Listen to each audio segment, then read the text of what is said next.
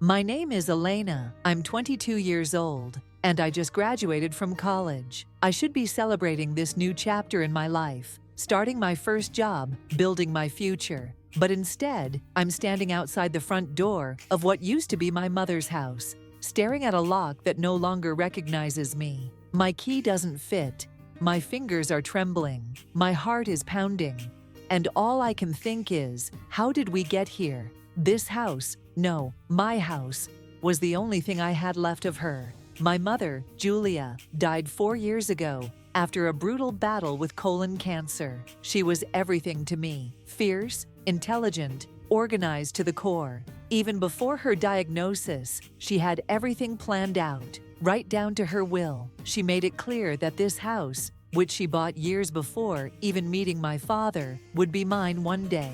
So you'll always have a place to come home to, she told me, holding my hand with quiet strength, even as her body grew weaker. My parents' marriage didn't last. When I was 9, my father walked out. No drama, no custody fights, no final goodbyes. He just left. He said he needed a fresh start, and within a year he had a new wife and a baby on the way. From then on, his presence in my life became distant. Our interactions were limited to awkward phone calls and occasional birthday cards. The only thing he did right was setting up a college fund for me and transferring the money before he disappeared for good.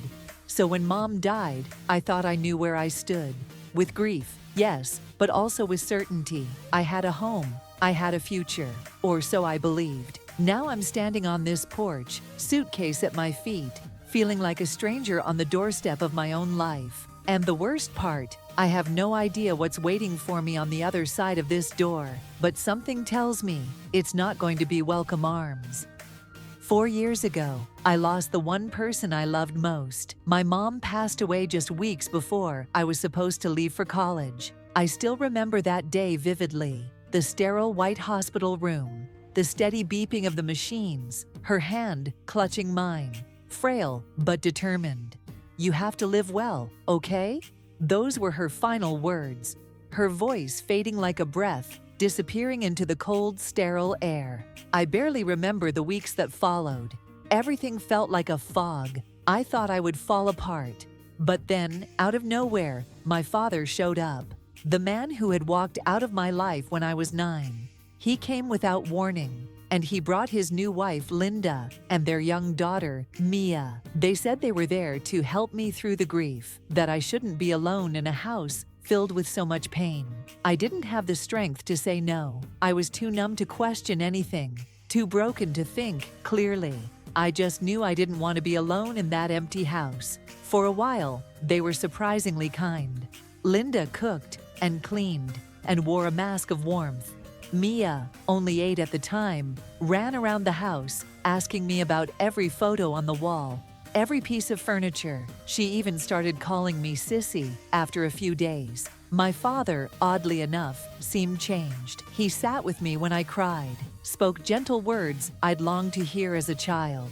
I started to believe, maybe, just maybe, we were building something real again. Then one morning, while breakfast was still warm on the table, he set down his coffee cup and said, "Elena, what if Linda and I stayed here while you're away at school? Your mom wouldn't want the house to sit empty. You'd have peace of mind, and we'd take care of everything." Linda smiled from behind the stove and nodded. Mia chirped happily about loving the little room with a garden view. I looked around the house, my house, the one my mother had left me, and I was too tired to argue, so I agreed. And to this day, I wish I could go back to that exact moment, shake myself by the shoulders, and scream, "Don't!"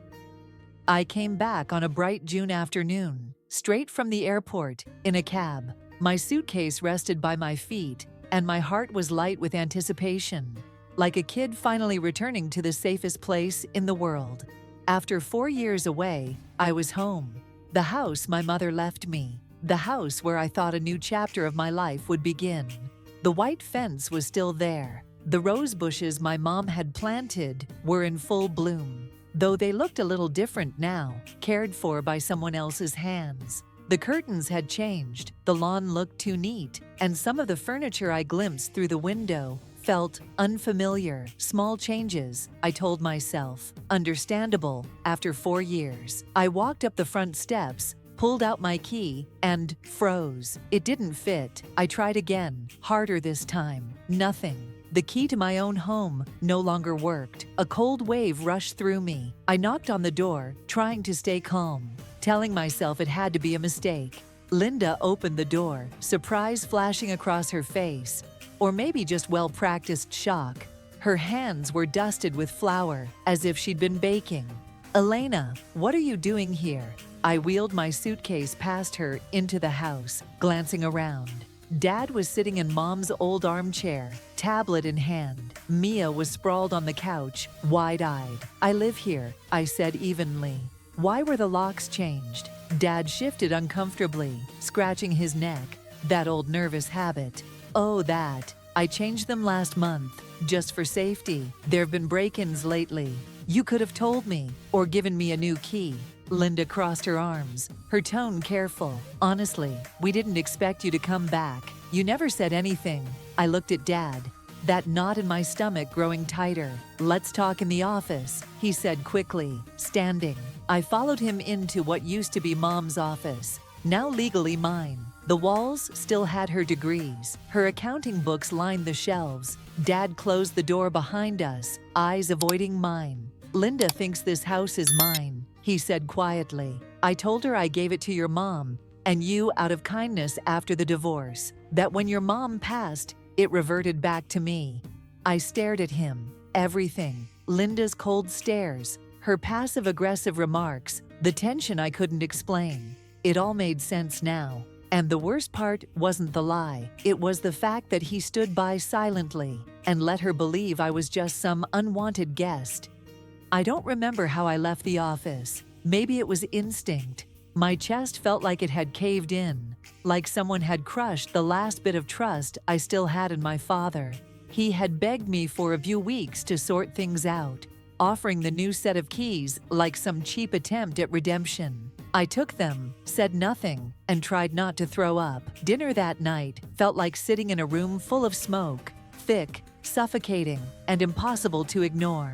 Linda didn't say a word to me, but her eyes said enough. They pierced right through me, like I was some bug crawling across the walls she had just redecorated. Mia, the same girl who used to pull me into her room to show me her drawings, barely glanced up from her phone. I sat down, pretending everything was normal. But Linda was the first to speak, her tone light, casual, like she was commenting on the weather. I was thinking, maybe we could redecorate the living room a bit. The current setup feels a bit outdated. I knew exactly what she meant. She was referring to my mother's layout. I tightened my grip on my fork, said nothing.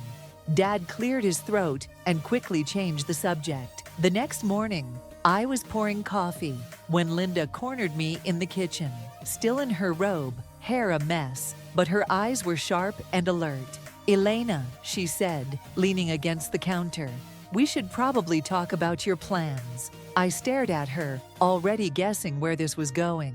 "Plans? Well, now that you have a job, you should start thinking about getting your own place. You're a grown woman now, after all." I took a slow sip of coffee, silently counting to 10 just to stay calm. "I've talked to Dad," I said evenly. "He's fine with me staying." Her lips thinned into a tight line. For a second, I thought she might argue, but instead, she just nodded with a polite, clipped smile and turned to leave, leaving me alone with my lukewarm coffee and the growing certainty that this was only the beginning. The next 2 weeks felt like living on a silent battlefield, where every step could set off a trap you didn't know was there. Linda had officially dropped the polite act. In its place were calculated accidents. She mixed my laundry with dark-colored clothes, ruining my white shirts, cooked dinner with exactly 3 servings, and feigned surprise when I came to the table, or conveniently decided to vacuum the living room whenever I was watching TV. There had been a white porcelain vase on the mantel, my mother's favorite, one of the last things of hers still in place. One morning, I noticed it had been moved to a low shelf, nearly hidden behind a clutter of new family photos. It didn't really match the modern decor, Linda offered when she caught me staring. I didn't say anything, but inside, it felt like she'd taken one of my memories and crushed it in her bare hands. Worse than Linda was Mia. The same girl who used to call me Sissy, now referred to me on the phone as that girl.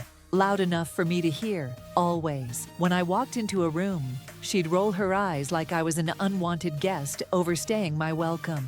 I kept my sanity by throwing myself into work. I visited my new office at Marshall and Brooks to get familiar with the place. They showed me my desk, a cozy corner spot with a view of downtown. The staff seemed kind, especially Sarah from Risk Assessment, who invited me to lunch. "When do you start?" she asked over sandwiches. 2 weeks, I replied, forcing a smile.